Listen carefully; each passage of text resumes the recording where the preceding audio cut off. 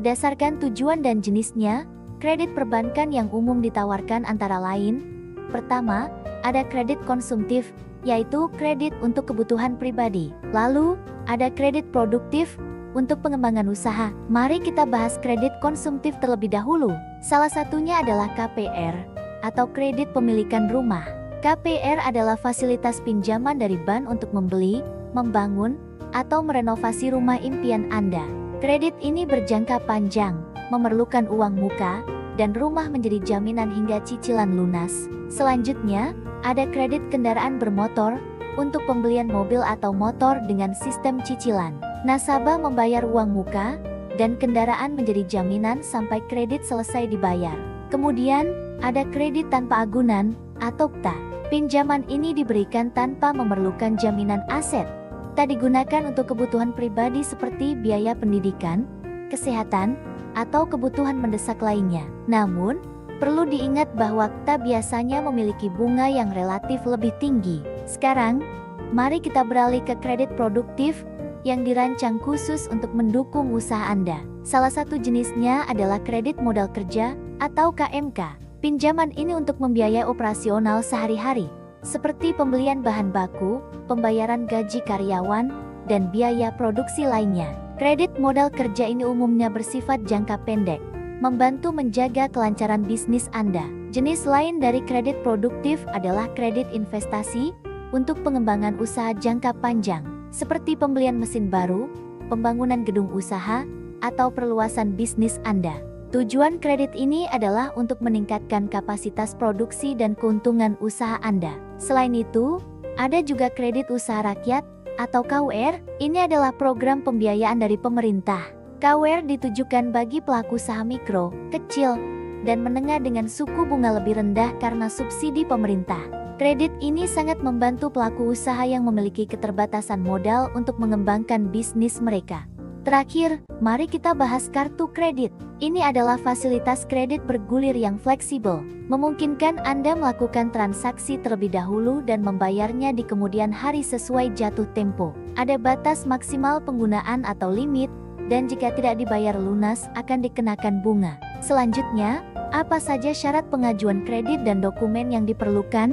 Syarat umum pengajuan kredit: warga negara Indonesia, usia minimal 21 tahun atau sudah menikah, memiliki penghasilan atau usaha tetap. Juga, memiliki riwayat kredit yang baik, kemampuan membayar angsuran, dan untuk kredit tertentu, harus memiliki jaminan. Dokumen yang diperlukan: dokumen pribadi, fotokopi KTP, kartu keluarga, buku nikah, NPWP, dokumen penghasilan, untuk karyawan, slip gaji, surat keterangan kerja, rekening koran. Untuk wira swasta, surat izin usaha, laporan keuangan, rekening koran. Untuk profesional, surat izin praktik, rekening koran. Dokumen agunan, sertifikat rumah, BPKB kendaraan, IMB dan PBB. Selanjutnya, apa jenis-jenis agunan? Disesuaikan dengan jumlah dan jenis kredit yang diajukan. Untuk kredit besar, agunannya adalah aset tetap atau tidak bergerak, seperti rumah atau gedung besar, dengan sertifikat SHM, SHGB, atau sertifikat apartemen. Untuk kredit menengah, agunannya adalah aset bergerak, seperti mobil, motor, emas, mesin pabrik, atau persediaan barang dagangan, dengan BPKB. Untuk kredit khusus atau cepat, agunannya non-fisik atau surat berharga, seperti deposito, rekening tabungan, saham, obligasi, atau garansi bank. Selanjutnya, cara menghitung angsuran atau kredit. 1. Metode bunga flat. Bunga dihitung berdasarkan jumlah pokok pinjaman awal, sehingga nilainya tidak berubah meski utang sudah dibayar sebagian. Rumus: cicilan pokok sama dengan pokok pinjaman dibagi tenor. Bunga per bulan sama dengan pokok pinjaman dikali suku bunga per tahun dikali tenor, tahun, dibagi tenor, bulan. Contoh kasus, pinjaman 120 juta rupiah, bunga 10% per tahun, tenor 12 bulan. Cicilan pokok, 120 juta rupiah dibagi 12 sama dengan 10 juta. Bunga, 120 juta rupiah dikali 10% dikali 1, dibagi 12 sama dengan 1 juta rupiah. Total angsuran, 10 juta rupiah ditambah 1 juta rupiah sama dengan 11 juta rupiah, tetap setiap bulan. Kedua yaitu, metode bunga efektif. Bunga dihitung berdasarkan sisa pokok pinjaman pada bulan tersebut. Rumus, bunga per bulan sama dengan sisa pokok pinjaman dikali suku bunga tahunan dikali hari dalam sebulan, dibagi hari dalam setahun. Contoh, cicilan pokok, 72 juta rupiah dibagi 12 sama dengan 6 juta rupiah, tetap tiap bulan.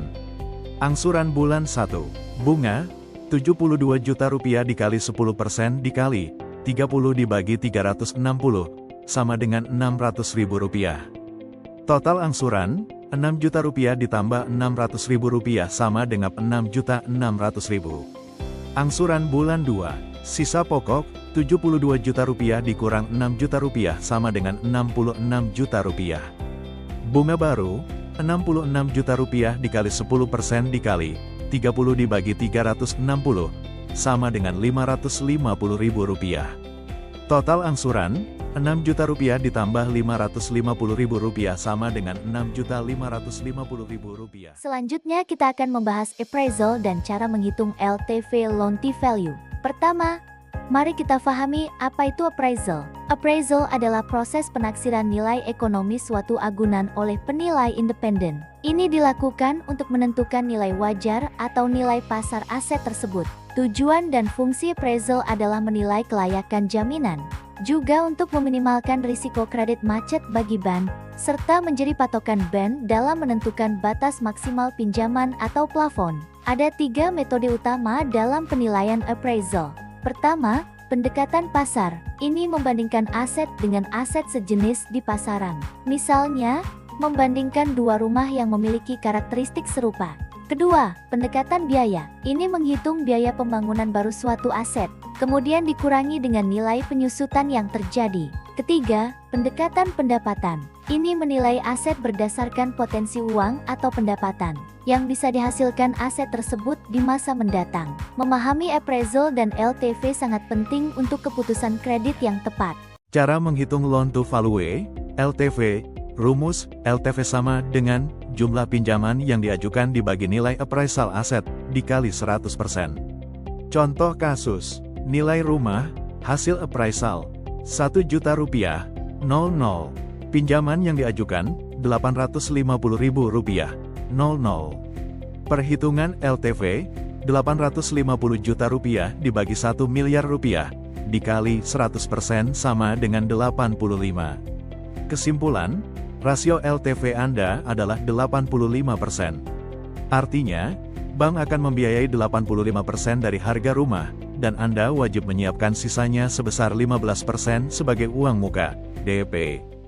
Studi kasus penawaran kredit, KUR Mikro Bank Mandiri. KUR Mikro adalah kredit modal kerja dan atau kredit investasi yang diberikan kepada pelaku usaha mikro, kecil, dan menengah, MKM. Ini untuk UMKM yang memiliki usaha produktif dan layak, namun belum memiliki agunan tambahan yang cukup. Limit pinjamannya mulai dari di atas 10 juta hingga maksimal 100 juta.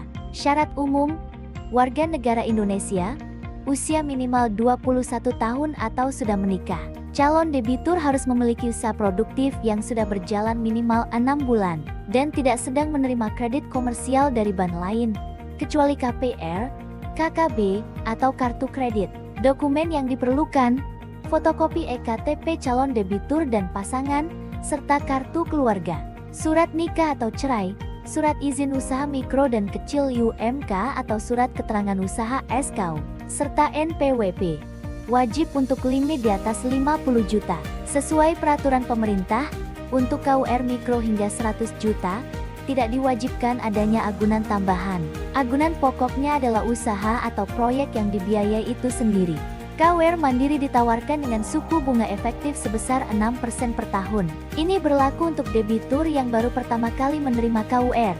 Bank menggunakan perhitungan bunga anuitas, di mana cicilan per bulannya dibuat tetap. Ini agar nasabah mudah membayar angsuran setiap bulannya.